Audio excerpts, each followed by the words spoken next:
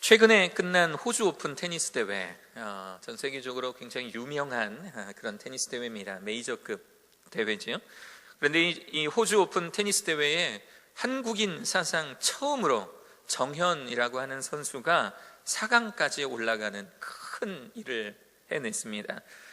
우리 8강에서는 자신이 우상처럼 정말 내가 저렇게 되어야겠다라고 생각했던 조코비치를 이겼고요.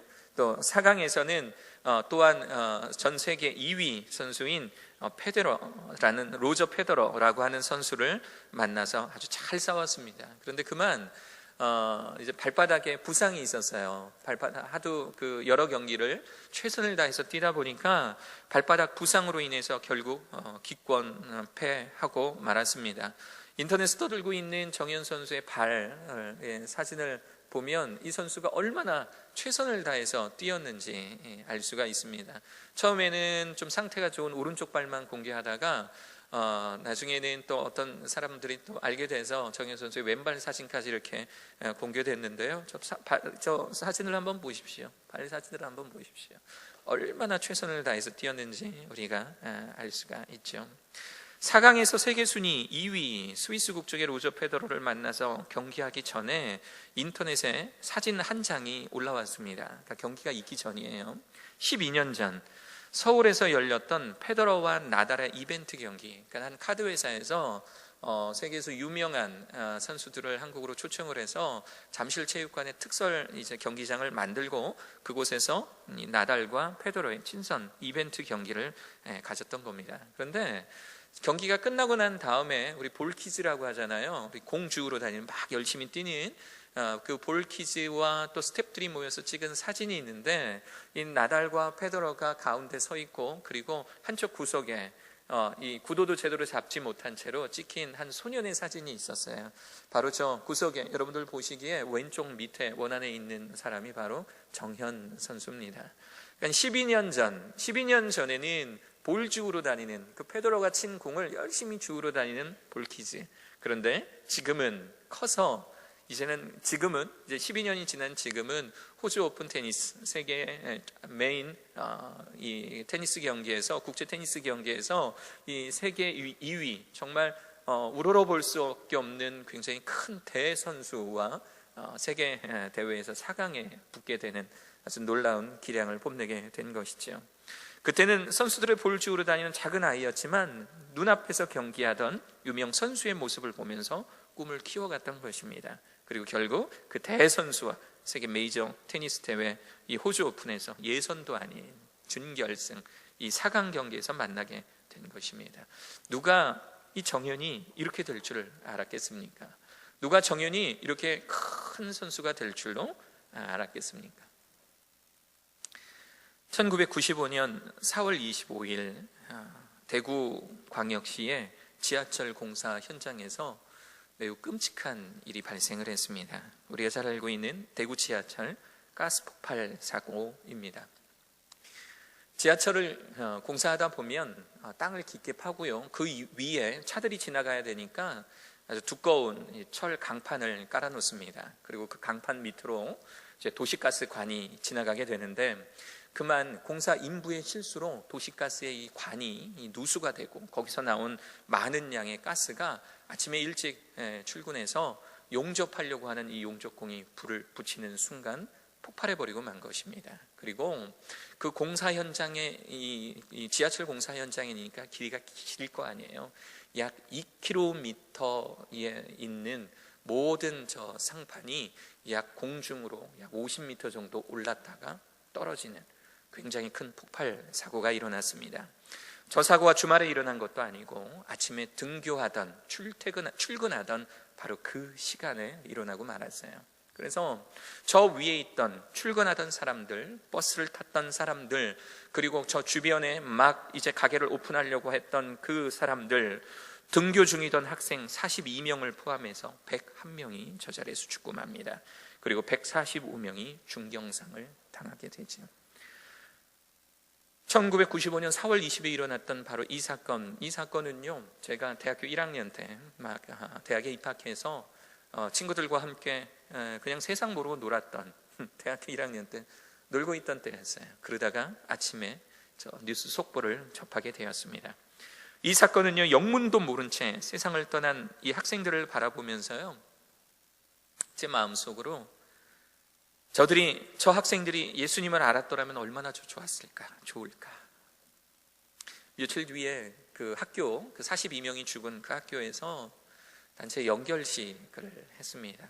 그 연결식장에서 교장 선생님이 펑펑 울면서 그 연결사를 이렇게 낭독을 하는데, 제가 보통 남의 장례식에 가서나 아니면 뭐 TV에서 누가 뭔가를 읽을 때 이렇게 울거나 그래 본 적이 없었어요. 그런데 그 교장 선생님의 그 눈물 어린, 본인이 잘못한 것도 없지만 얘들아 미안하다, 내가 너희들을 그렇게 보내서 미안하다라고 읽어내려가는 그 교장 선생님의 연결사를 들으면서 정말 처음으로 다른 사람의 그 전혀 상관없는 사람들의 죽음 앞에서 제가 슬퍼 울었던 적이 있습니다. 저 학생들이 예수님을 알았으면 참 좋았겠다, 저 친구들이 예수님을 알았다면 참 좋았겠다라고 하는 이 아쉬움을 가진 저에게 하나님께서는 청소년 사역에 대한 아주 구체적인 비전을 보여주셨습니다. 청소년 사역자가 되어야겠다. 지금 이 아이들이, 지금 내 앞에 있는 이 아이들이 분명 나보다 어리고 나보다 늦게 태어났지만, 근데 이 아이들이 저보다 더 늦게 죽을 거라는 보장이 없다라는 사실을 이 사건을 통해서 제가 알았던 거예요. 내가 교회에서 만나는 많은 아이들이 분명 나보다 늦게 태어났지만 내가 이 아이들보다 꼭 먼저 가고 이 아이들이 나보다 늦게 갈 것이다 라는 생각을 그때부터 버리기 시작했던 겁니다. 청소년 사역자가 되어야겠다, 늦지 않게. 그런데 막상 청소년 사역자가 되기로 결심을 하면서 선배들에게 이렇게 조언을 구하니까 선배들의 따끔한 조언이 들려오기 시작했습니다. 어떤 조언이었냐면, 목사가 되려면, 그때 당시까지만 해도 목사가 되려면 담임 목사가 돼야지. 성인 목회를 해야지. 담임 목사가 돼서 많은 성도, 이 수천 명의 이 성도를 가진 그런 큰 목사가 돼야지. 그래야 성공한 목사라고 할 수 있는 거지. 청소년들 따라다니면서 뒷바라지하는 목사가 그게 성공한 목회자겠냐, 이런 조언을 하는 그런 선배들도 있었어요. 맞습니다. 그때 당시에는 그랬던 문화였어요. 많은 목사님들이 큰 교회에서 목회하는 거, 그리고 많은 성도들 앞에서 설교하는 거, 이것이 큰 교회, 성공한 목사의 모습이었다라고 했었습니다. 그런데 기도하면 기도할수록 청소년 사역에 대한 갈망이 제 마음속에서 더욱 커져가기 시작합니다. 그런데 또 신기하게도 시간이 지나면 지날수록 저의 비전과는 상관없이 삶이 자꾸 더 절망적으로 흘러가기 시작하는 거예요. 나이는 들어가는데 청소년 사역에 대한 구체적인 실마리는 보이지 않고 오히려 상황이 더 안 좋아져서 사역을 하면서 대학원 학비를 벌기 위해서 학원에서 강사를 해야 먹고 살 수 있는 그런 환경으로 제가 변화되기 시작하는 겁니다. 분명 사명은 있는데, 분명 내 안에서 뜨거운 열정은 있는데 30살이 다 되고 30살이 넘어가도록 알바 자리를 찾아야 되는, 그래서 뭔가 내가 이 사역을 하기 위해서는 내가 나의 생계를 위해서 뭔가 다른 이 알바, 이 직업을 찾아야 되는 그런 능력 없는 목회자로 살아가고 있는 저의 모습이 보이기 시작했습니다. 그로부터 한 10년 뒤, 그러니까 1995년으로부터 한 10년이 지난 뒤에 우연히 한 선교사님을 만나게 됐어요. 그런데 이 선교사님께서 안수기도를 하시면서 저에게 이렇게 이야기하시는 거예요. 그날 처음 뵀던 선교사님이시고 기도하다가 제가 전도사님이 기도해 드려도 되겠습니까? 그래서 예, 기도해 주십시오 라고 기도를 받는데 뭐라고 하시냐면 이렇게 기도하는 겁니다. 기도가 끝나고 난 다음에 저한테 이렇게 말씀하시는 거예요. 하나님께서 전도사님께 청소년을 위한 교회를 맡기신다라고 하십니다. 하나님께서 고용훈 전도사님께 청소년을 위한 교회를 맡기신다라고 하는 거예요. 한편으로 놀랐어요. 왜냐하면 제가 그 선교사님과 저의 비전을 공유해 봤던 적이 없거든요. 이 선교사님은 저를 처음 만났고 저도 이번을 처음 봤고 제 비전을 공유한 분도 아니신데 다짜고짜 저에게 청소년 사역에 대한 비전, 제가 10년 전에 받았던 그 청소년 사역에 대한 그 비전을 그 선교사님이 재확인시켜 주시는 거예요. 그런데 한편으로는 그 재확인된 저의 소명 앞에서 제가 기뻤던 것이 아니라 어떤 생각이 들었냐면 이건 희망 고문이다. 이건 희망 고문이다. 왜냐하면 지금 내 처지를 보니까 지금 내 상황은 내 앞가림도 제대로 못해서 교회 사역하면서 내가 좋아하는 교회 사역하면서 그 교회에서 그 급여가 충분하지 못하니까 학원에서, 그러니까 낮에는 대학원에서 공부하고 밤에는 학원에서 강의하고 주말에는 교회에서 사역해야 되는 이런 어려운 환경 가운데 있는데, 하나님께서는 계속 저에게 너는 청소년에 대한, 너에게 청소년을 위한 교회를 맡길 것이다, 이렇게 말씀하시는 것은 어쩌면 저의 상황과 환경을 무시하고 하나님께서 계속 저에게 희망 고문을 하시는 것 같은 느낌이 드는 거예요.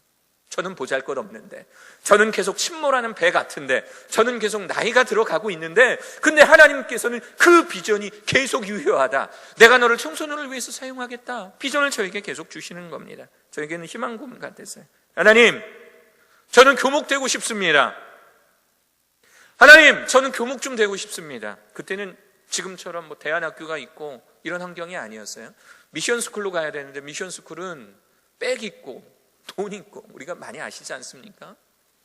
그 자신이 없는 거예요. 백도 없고 돈도 없고. 그런데 하나님, 저는 그래도 교목 되고 싶어요. 그런데 하나님, 지금 제 상황은 알바짜리 전전하는 그런 전도사로 그렇게 30살을 넘어가고 있습니다. 하나님, 어떡하지요? 하나님, 어떡하지요? 그렇게 기도했습니다. 그런데 그렇게 기도할 때마다 하나님은 기도의 순간마다 저에게 계속 이렇게 말씀하세요. 너를 통해 한국교회의 미래 청소년들을 깨우리라. 너를 통해 한국교회의 미래 청소년들을 깨우리라.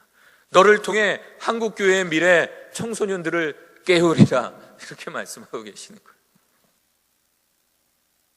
그리고 7년 뒤에 2012년입니다.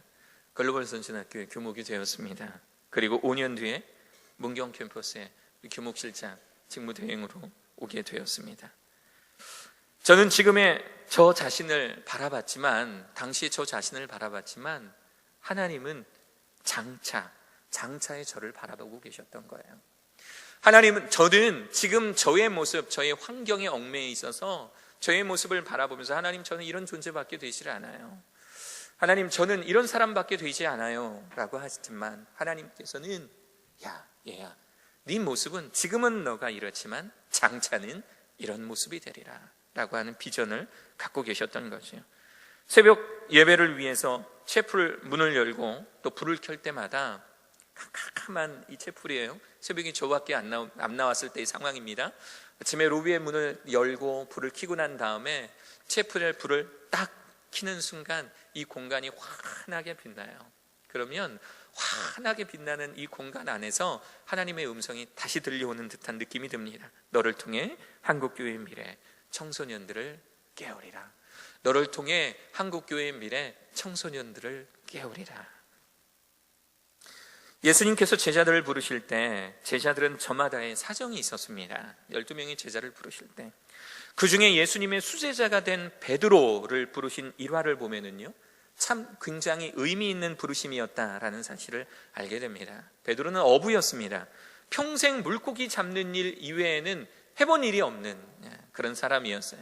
평생 자기가 성인이 되고 나서, 아니면 청소년기 때부터 아버지를 따라서 자기가 가진 직업이 뭐였냐면 그냥 물고기 잡는 이 어부에 불과했던 거예요. 그거 위에는 해본 일이 없었습니다. 그런데 그의 형제 안드레라고 하는 사람이 있었는데, 이 안드레가 처음에는 이 세례 요한, 침례 요한의 제자였다가, 그러다가 이제 예수님을 따르기로 마음 먹으면서 이 자신의 형제 시몬 베드로에게 이제 이 예수님을 소개합니다. 이 베드로, 자신의 형제 베드로에게 예수님을 소개할 때, 그리고 예수님은 그때 그 자리에서 예수님께서 베드로에게 이렇게 이야기를 하십니다. 베드로의 첫 만남의 자리예요. 42절을 한번 볼까요? 오늘 읽었던 본문 42절을 보시면 같이 읽어볼까요? 시작. 데리고 예수께로 오니 예수께서 보시고 이르시되 네가 요한의 아들 시몬이니 장차 게바라 하리라 하시니라. 게바는 번역하면 베드로라. 네가 지금은 요한의 아들 시몬인데, 그런데 장차 네가 베드로라고 불려질 거라는 거예요. 게바라는 말은 수리아어입니다. 이 수리아어를 헬라어로 번역을 하면 페트라, 우리가 알고 있는 페트라, 다시 말하면 이 베드로, 우리가 영어로는 피터라고 이야기를 하죠. 너의 이름이 앞으로는 게바, 즉 베드로라고 하리라 라고 말씀하고 계시는 거예요. 근데 이 베드로라는 뜻은요, 원어적으로 반석이라는 뜻입니다. 딱딱한 반석, 딱딱한 반석. 지금이야 토목기술이 발달이 돼서 집을 지을 때, 지금도 우리가 있는 이 공간이 위에서부터 조금씩 깎아 내려오지 않았습니까? 굴착기가 열심히 파서 지금 우리가 예배드리고 있는 공간이 아마 저쪽 땅으로 본다면 저기 지붕이 아마 이 집 표면일 거예요. 지붕으로부터 한참 내려오지 않았습니까? 그런데 그때는 집을 지을 때 땅을 팔 수가 없으니까 최대한 딱딱한 곳, 최대한 이 딱딱한 그런 지형을 찾았어요. 그래서 사람들이 집을 지을 때는 흔히 말하는 반석, 딱딱한 돌 위에, 바위 위에, 땅 위에 집을 지었었어요. 너의 이름이 앞으로는 요한의 아들 시몬이 아니라 너의 이름은 지금부터 반석이 되리라, 이렇게 말하고 있는 거예요. 너의 이름이 지금부터 반석이 되리라. 후에 왜 예수님께서 시몬 베드로의 이름을, 시몬이라는 그 이름을 베드로, 즉 반석이라고 부르셨는지 그 이유를 알 수 있게 됩니다. 예수님께서 이제 부활하시고 승천하심을 준비하기 전에 그때 제자들을 불러놓고 이야기를 하다가 베드로에게 굉장히 의미심장한 이야기를 해요.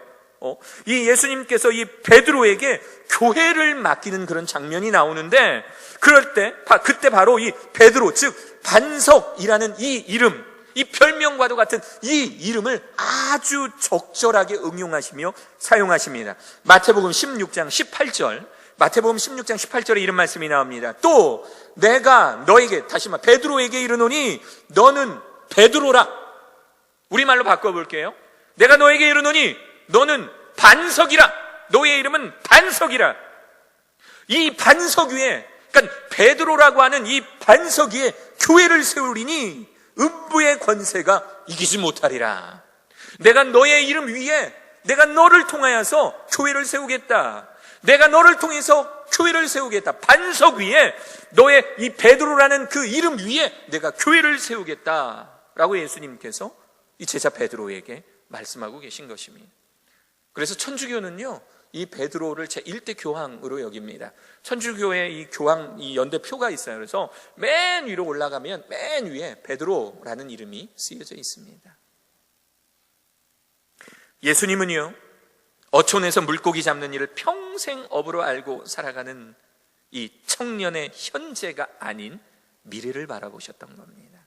지금은 어부지만 장차 베드로, 즉 반석이 되어서 하나님의 교회를 세우는 자로 바라보고 계셨던 것이죠. 지금은 어부지만 장차 교회의 반석이 되리라. 지금은 네가 이 시골 총구석에서 물고기 잡는 어부에 불과하지만 장차 너를 교회의 반석으로 세우리라.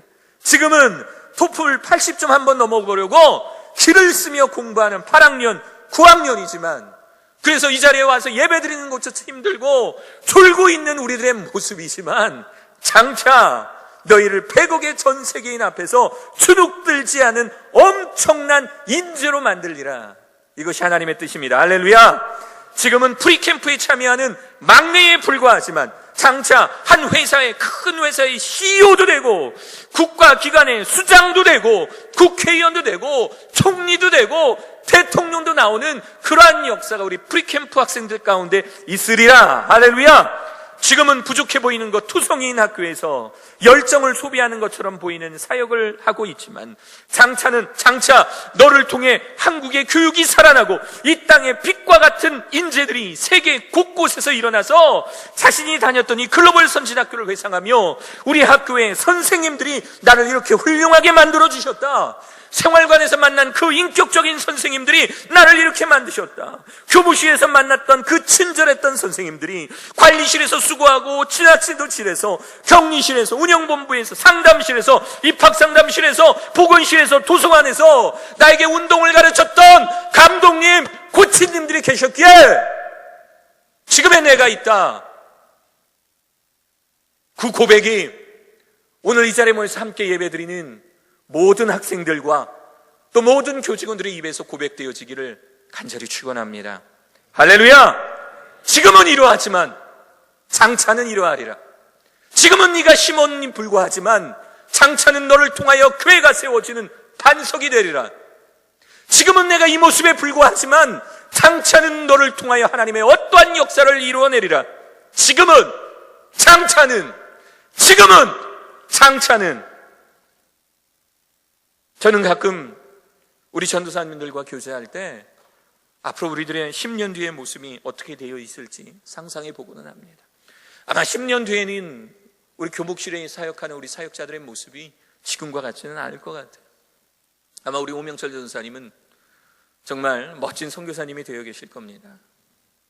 정말 필요한, 하나님의 복음이 필요한 곳에 가셔서 열심히 선교하고 계신 그런 선교사님이 되실 거예요.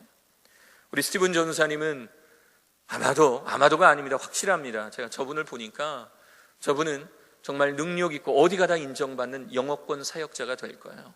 목숨 걸고 이 사명을 다해서 스티븐 전도사님을 잡아야 됩니다. 어디 못 가게, 결혼해도 어디 못 가게 족쇄를 채워놓을까 해야 될 것 같아요. 그런 훌륭한 목사님이 되실 거예요. 김근우 전도사님은 천상 교목님이십니다. 가끔 노가다꾼으로 알고 계시는 분들이 계시는데, 전산실 직원이나 아니면 하도 천정을 지붕을 많이 오르락 내려서 그 정체성이 혼미해진다라는 그런 고백도 있기는 하지만, 김근우 전사님은 천상 초은 교목님으로 살아가 계실 겁니다. 학생들이 찾아오면 아직도 김근우 전사님 저를 찾는 경우는 별로 없어요. 김근우 전사님 찾고, 김근우 전도사님 없었으면 어땠을까 하는 일들이 좀 많이 일어납니다. 졸업생들이 문을 열고 딱 들어와요. 제가 있으면 이 졸업생들이 문을 열고 와서 한번 쭉 들춰보고 아무도 없네? 그리고 나가요. 나는 뭐냐? 저도 아니까. 저도 이제 음성이 있을 때 얼굴은 알았을 테니까. 졸업생들이 만약 김근우 전사님이 없었으면 지금도 열심히 우리 TA로 사역하고 있는 우리 졸업생들이 교목실에 얼마나 애착을 가지고 사역했을까 좀 의문이 들어요. 김근우 전사님 천상 교목입니다. 10년 뒤의 저를 한번 생각해요. 10년 뒤의 저를 한번 다시 돌아가 보면 지금의 저의 모습, 지금의 제가 학생들 앞에서 또 우리 교직원들 앞에서 설교하는 저의 모습은 상상도 못했었거든요. 그런데 10년이라는 시간이 지났을 때 저를 이렇게 만들어주신 하나님이시라면 10년 뒤, 지금으로부터 10년 뒤는 또한 제가 상상할 수 없는 모습으로 하나님 분명히 만들어주실 것이다 라는 그런 확신을 가져봅니다. 지금은 이렇지만, 사랑하는 여러분, 우리 비상80 여러분 저를 한번 보시겠어요? 네. 지금은 여러분 이렇지만 장차는 하나님께서 여러분들을 큰 일꾼으로 쓰실 거예요. 지금은 토플에 얽매여 있는 그냥 억지로 눈을 뜨고 공부하고 예배드려야 하는 지금의 모습은 이렇지만요, 여러분 기억하세요. 저를 하나님께서 저에게 보여주셨던 하나님이시라면 여러분들 또한 10년이 지나면 여러분들이 상상할 수도 없는 모습으로 변화가 되어 있을 거예요. 우리 프리캠프 학생들, 지금은 여러분 당장 학교에 입학하는 것이 그냥 목표인 여러분들 기억하세요. 지금의 모습은 이렇지만 여러분 장차는, 앞으로는 하나님께서 여러분들을 통해 만들고 이루고자 하시는 그 엄청난 이 일 가운데, 사역 가운데 여러분들이 놓여 있음을 발견하시게 될 거예요. 사랑하는 우리 교직원 여러분, 우리 여러분들께서는 지금은 정말 부족한 것 투성이인 학교에서 열정을 소비하는 것처럼 보이지만, 여러분들을 통해서 일어난 수많은 학생들이 세계 곳곳에서 하나님의 빛으로 살아가는 모습을 통하여 하나님과 함께 영광 받으실 줄로 믿습니다. 할렐루야. 이 자리에 있는 우리 스포츠부 학생들, 여러분들의 이 삶을 루즈하게 놓지 마세요. 더욱더 박자 고삐를 잡아주세요. 여러분들을 통해서 한국의 스포츠 교육 문화가 달라집니다. 여러분들을 통해서 한국의 스포츠의 문화가 달라집니다. 여러분들을 통해서 하나님께서 이루시고자 하시는 것은 엄청난 일임을 기억하실 수 있는 사랑하신 여러분 되시기를 간절히 축원합니다. 할렐루야. 지금의 모습에 실망하지 말고, 하나님은 지금이 아닌 장차를 바라보신다 라는 사실을 기억하셔서 여러분들의 삶을 하나님께 더욱 겸손히 드릴 수 있는 사랑하는 모든 교육 공동체 되기를 간절히 축원합니다.